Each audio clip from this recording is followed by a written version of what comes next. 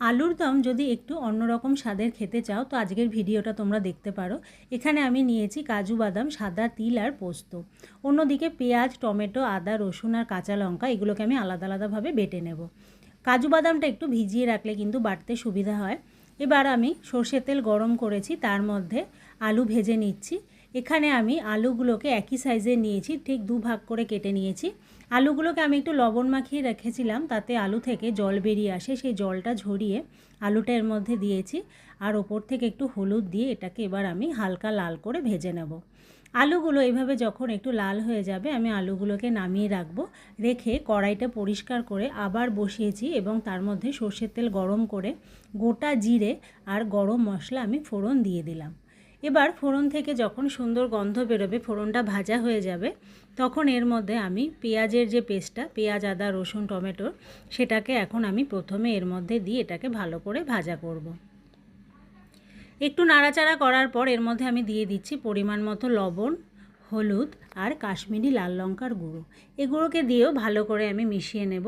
এবার এর মধ্যে দেব কিছু মশলা যেটা আমাদের ঘরে সবসময় থাকে, যেমন 1 চামচ দিচ্ছি ধনের গুঁড়ো আর 1 চামচ জিরের গুঁড়ো। এই ধনে জিরের গুঁড়ো দিয়ে এর মধ্যে আমি দিয়ে দেব 2 চামচ ফেটিয়ে রাখা টক দই।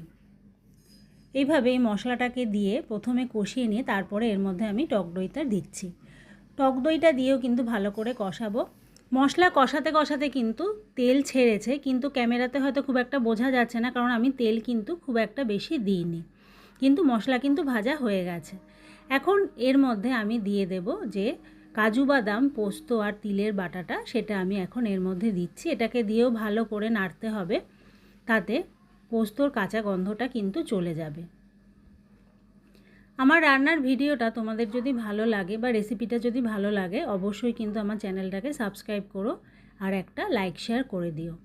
মশলাটা পুরোপুরি কষানো হয়ে গেলে এখন এর মধ্যে আমি ভেজে রাখা আলুটা দিয়ে মশলার সাথে কিন্তু খুব ভালো মতো মেশাতে হবে। এখন মশলার বাটিটা ধুয়ে আমি একটু জল গরম করে নিয়েছিলাম, সেই গরম জলটা দিয়ে ঢাকা দিয়ে 15 থেকে 20 মিনিট মতো ফোটালে কিন্তু সব আলুগুলো খুব ভালো মতো সেদ্ধ হয়ে যাবে।